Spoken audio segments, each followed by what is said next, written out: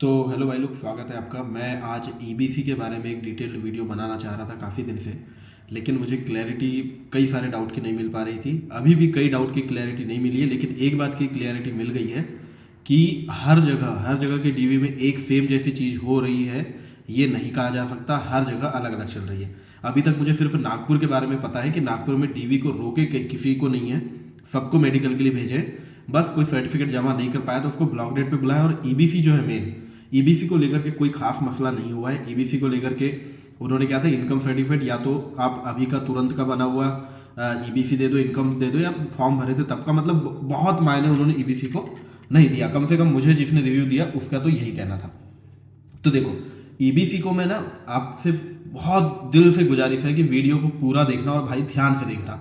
जो चीज़ मैं आपको वीडियो में बना दूंगा वही आप फिर से कमेंट में पूछोगे तो उतना अच्छा नहीं लगता, क्योंकि अभी मैं बहुत ज़्यादा बिजी रहने के बावजूद भी सिर्फ आपकी हेल्प हो पाए इस वजह से मैं ईबीसी के वीडियो बना रहा हूँ, या आपकी ग्रुप डी के वीडियो बना रहा हूँ। क्योंकि अभी क्या है, मेरा एनटीपीसी में सिलेक्शन हो चुका है, तो मैं थोड़ा सा घूमने फिरने के मूड में हूँ और काफ़ी ज़्यादा घूमने फिरने में मेरा वक्त जा रहा है। लेकिन इसी बीच क्या हो रहा है कि मैं जब डीवी के लिए प्रिपरेशन कर रहा था ना, या मतलब प्रिपरेशन नहीं, डीवी मेडिकल के लिए जब मेरा होना था, तब मैं काफ़ी चीज़ें मेरे को डाउट थी, तो तभी मैंने सोच लिया था कि मेरा जब हो जाएगा तो मैं सबको ज़रूर हेल्प करने की कोशिश करूंगा। बस इसीलिए मैं हेल्प कर रहा हूँ। तो आपसे रिक्वेस्ट है कि वीडियो को पूरा इसीलिए देखना, क्योंकि मैं कोई बात ऐसे प्रिपेयर करके नहीं बता रहा हूँ आपको। जो जो मुझे याद आता जाएगा, जो जो सवाल सामने आएगा वो बताते जाऊंगा।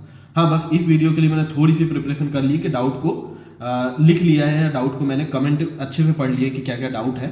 काफ़ी सारे डाउट है, तो मैं आपको वो चीज़ बताऊंगा जिसको लेके मेरे को थोड़ी सी क्लैरिटी हो गई है। लेकिन फिर भी मैं एक बार बोलूंगा, हर जगह अलग अलग तरीके से हो रहा है, तो कोई चीज़ की गारंटी नहीं। बस एक चीज़ की गारंटी है कि आपको बेवजह रिजेक्ट नहीं किया जाएगा, ब्लॉक डेट में कम से कम बुलाया जाएगा। और ब्लॉक डेट में मुझे पूरी उम्मीद है कि ब्लॉक डेट में कैसे भी करके आपका क्लियर कर दिया जाएगा काम।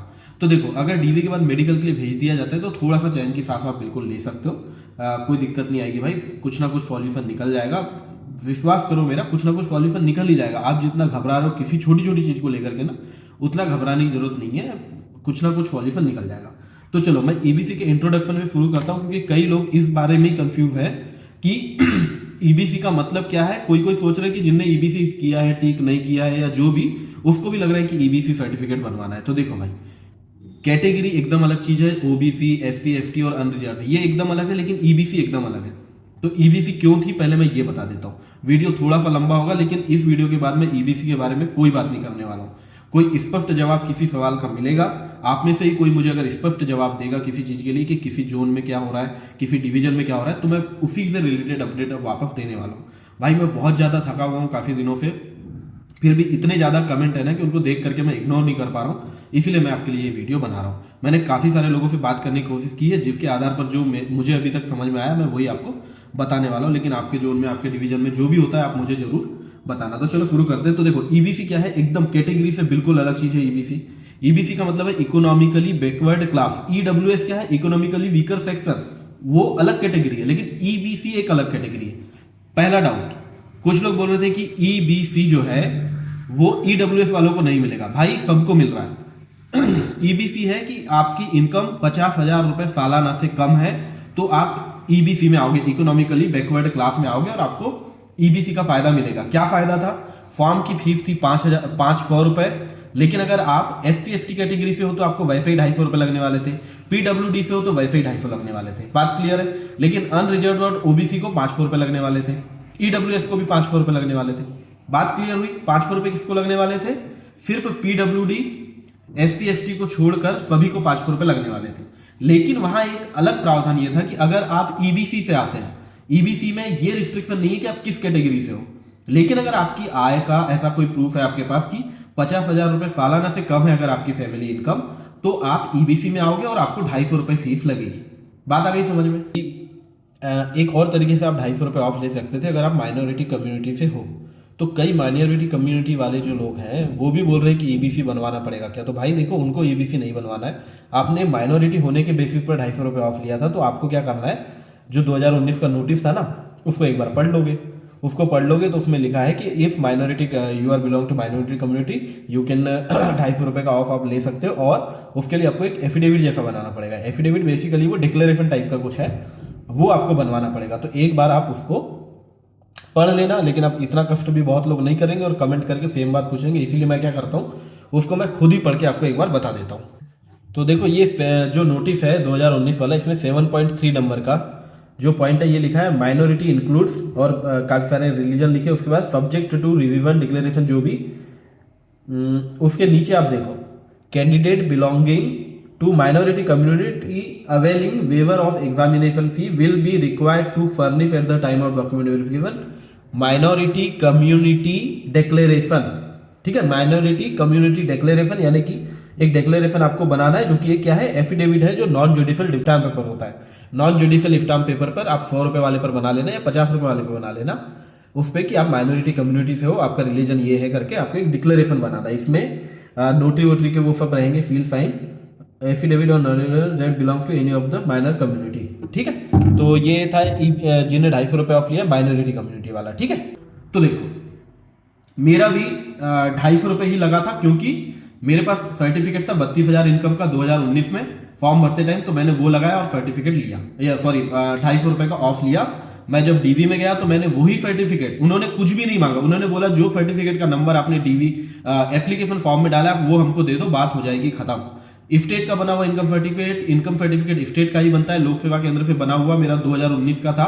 लेकिन देखो 2019 में 3 साल की वैलिडिटी होती है इनकम सर्टिफिकेट की, तो अगर आपने 2016 में भी इनकम सर्टिफिकेट बनाया हो, यानी 2016 के दिसंबर में बनाया या मान लो नवंबर में बनाया, उसको भी आप 2019 में उपयोग कर सकते थे, मतलब वैलिड था। अब क्या इशू आ रहा है कि मतलब मेरे समय तो वो इशू नहीं आया कि उन्होंने बोला फॉर्म में जो नंबर डाला है वो नंबर से डॉक्यूमेंट देखा, वैलिड था, ओके कर दिया। लेकिन अभी क्या आ रहा है कि कुछ लोग जिन्हें 2016 का इनकम सर्टिफिकेट था वो 2019 में लेकर के गए। एक बंदे का कमेंट था जो लेकर के गया तो भी उसको एक्सेप्ट करने के लिए थोड़ी दिक्कत जा रही थी, यानी उन्होंने फिर भी उसको उसमें बुलाया ही है ब्लॉक डेट में। लेकिन मुझे लगता है वो कुछ कंफ्यूजन हो गई है, वो बंदे का क्लियर हो जाएगा। भाई 2019 में वो वैलिड था तो हो जाएगा, ये बात क्लियर है।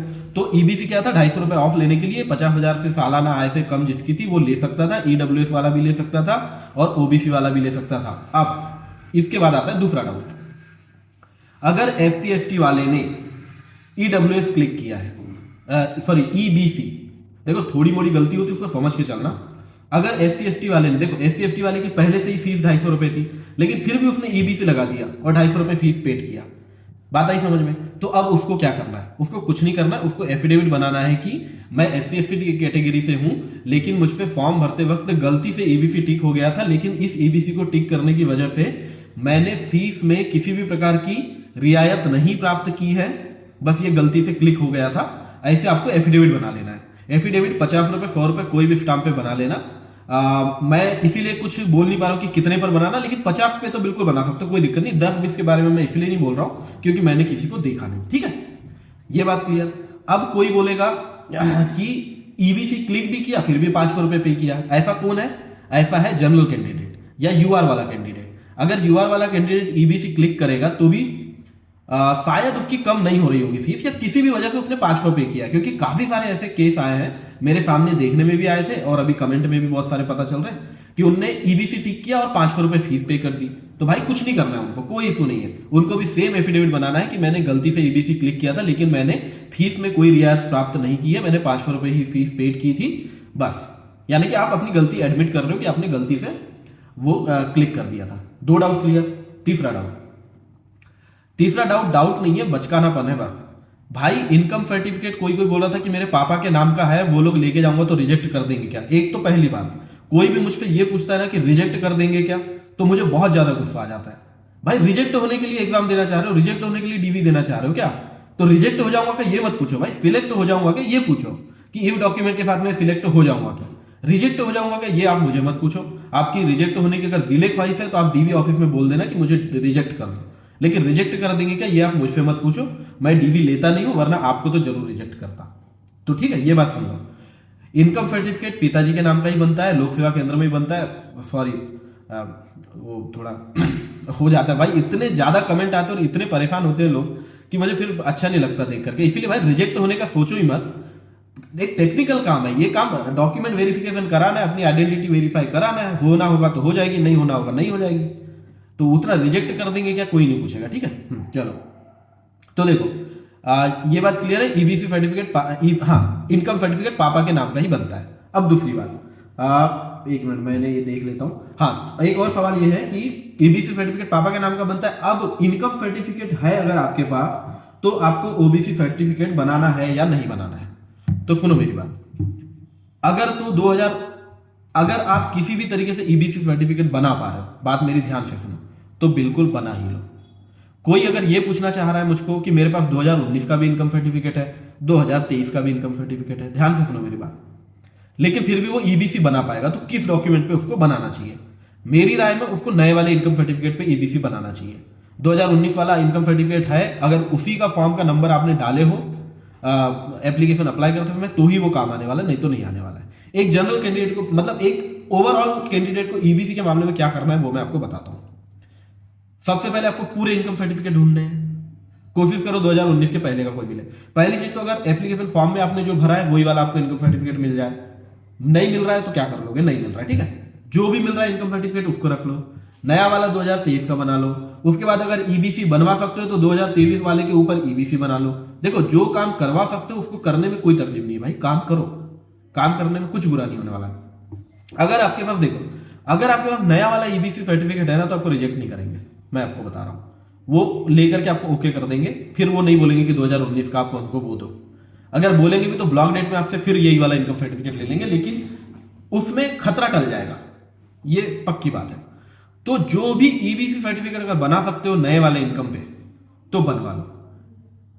मैक्सिमम ट्राई करो कि आपके पास ज्यादा से ज्यादा डॉक्यूमेंट रहे, ज्यादा से ज्यादा प्रूफ रहे, बाकी परेशान होने की जरूरत नहीं है, ठीक है। दूसरा, ईबीसी वो बता दिया था कि जिनने 500 रुपए पे किया है, टिक किया, उसको एफिडेविट बना लेना है।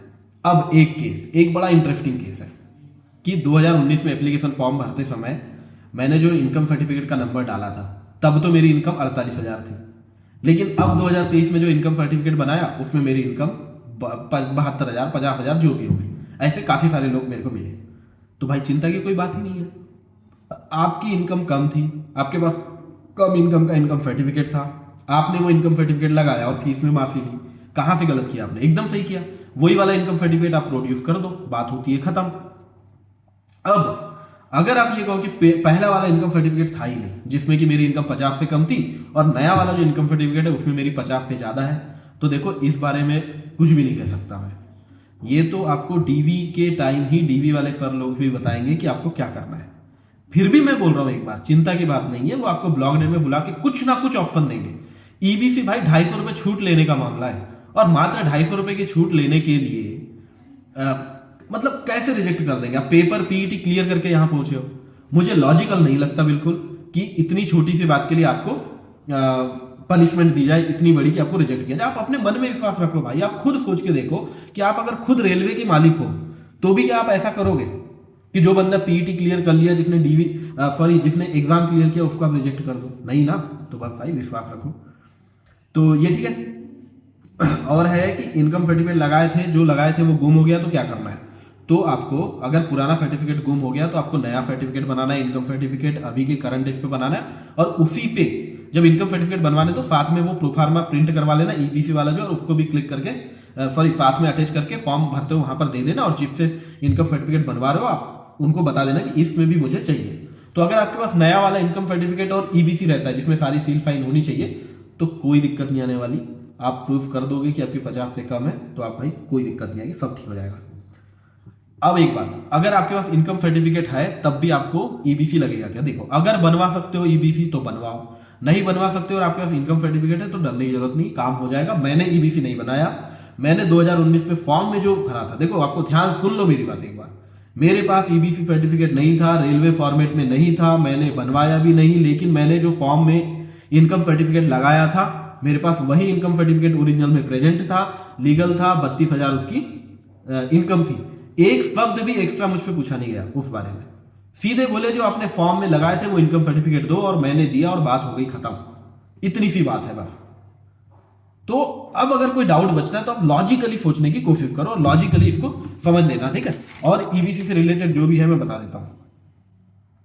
हाँ देखो, मैंने पिछले एक वीडियो में बोला था कि 250 रुपए का चालान हमसे, मतलब मेरे साथ जो लोग थे जिनके पास इनकम सर्टिफिकेट नहीं था, उनसे क्या करवाए थे, 250 का चालान कटवाए थे। तो कुछ एक्स्ट्रा माइंडेड सुपर हीरो लोग क्या कर रहे हैं, घर से चालान बना के ले जा रहे हैं। मेरे भाई ऐसे हाथ जोड़ के रिक्वेस्ट है आपसे कि बात एक तो वीडियो को पूरा सुना करो, पूरा देखा करो। मैं जब बोल रहा हूं कि मैंने मतलब इतना यार बहुत गुस्सा आने लायक की हरकतें होती कई बार तो लोगों की। मैंने पूरा भाई वीडियो में ध्यान से बोला हूं कि जब आप ऊपर वाले अधिकारी जो फैकल्टी साहब होते हैं जो फाइनल साइन करते हैं डीवीएम में आपको फिट करते हैं, उनके पास जब जाते हो आप तो वो क्या करते हैं, वो आपको एक फॉर्म देते हैं। जैसे देखो ईबीसी का मामला है, आप कुछ नहीं करवा रहे हो ना, तो नीचे जो मतलब नीचे यानी कि जो आपका फर्स्ट डीवी करते हैं वो लोग फाइनल नहीं करते, आपको ऊपर जाना पड़ता है। फिर ऊपर वाले जो अधिकारी रहते हैं वो आपको एक चालान के लिए एक फॉर्म देते हैं, वो फॉर्म भर के जाके चालान कटवा के वापस आते हो और आपका ईबीसी का मसला सॉल्व होता है। हमारे टाइम ऐसा हुआ था, लेकिन अभी ग्रुप डी में मुझे कोई नहीं बता रहा है कि ऐसा हो रहा है। ग्रुप डी में किसी से नहीं हुआ है, सबको ब्लॉक डेट में बुलाया है। लेकिन अगर हमारा एनटीपीसी में हुआ था तो आपका भी ब्लॉक डेट में होगा। अगर 250 रुपए की कमी की ही बात है ना, तो वो सॉल्व होके रहेगी, मेरी बात मान के चलो आप, ठीक है। तो इसमें डरने की जरूरत नहीं है। अब और क्या है, हाँ इनकम सर्टिफिकेट है तब भी ईबीसी लगेगा क्या? बना सकते हो तो बना लो, नहीं बना सकते तो क्या कर लोगे? अगर नहीं बना सकते तो क्या कर लोगे आप बताओ? ट्राई करो, बिल्कुल ट्राई करो, बनवाने की कोशिश करो, लेकिन इनकम सर्टिफिकेट की कोशिश करो। और जिसके भी पास, ध्यान से सुन लो मेरी बात, फॉर्म भरते समय का इनकम सर्टिफिकेट है, जो फॉर्म भरे थे उनको बिल्कुल डरने की जरूरत नहीं है। आप साथ में इनकम सर्टिफिकेट बनाना मुश्किल तो है नहीं, 2019 में जो वैलिड था वो अब तो होगा नहीं, तो नया वाला भी इनकम सर्टिफिकेट रख लो और पुराना वाला भी लेकर के जाओ, कोई दिक्कत नहीं आएगी। अब मुझे लगता है ईबीसी से रिलेटेड एक एक चीजें जो आपने कमेंट में पूछी थी मैंने सारी बता दी। पापा के नाम का ईबीसी, पापा के नाम का ही बनता है इनकम सर्टिफिकेट, ध्यान रखना। तो कोई पूछना नहीं कि मेरे नाम का नहीं है तो रिजेक्ट कर देंगे क्या, भाई पापा के नाम का ही बनता है। और ये और क्या क्या देख ले रहा हूँ, इनकम पहले 48 और 72 ये भी बता दिया कि जब अब बढ़ गई तो अब क्या करोगे, पहले जो थी तो उस पर आप लिए थे, पुराने वाला डॉक्यूमेंट लगाना। और कोई दिक्कत की बात नहीं है यार, सब क्लियर होगा, कहाँ इतनी चिंता करते हो आप।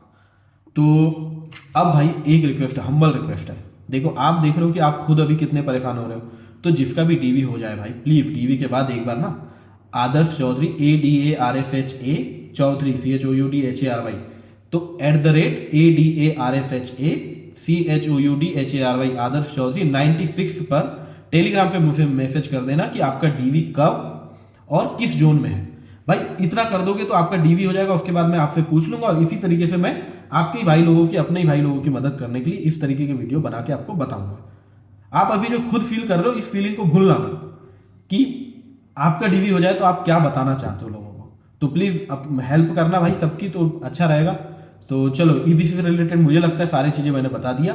अब देखो ये पूरी उम्मीद है कि आप वहां पे जाओ और पता चले कोई भी चीज फॉलो नहीं हो रही है, कुछ भी हो रहा है, लेकिन इतना जरूर होगा कि अगर आप सिलेक्ट होने लायक हो तो रिजेक्ट नहीं किए जाओगे भाई। चलो ठीक है, ऑल द बेस्ट।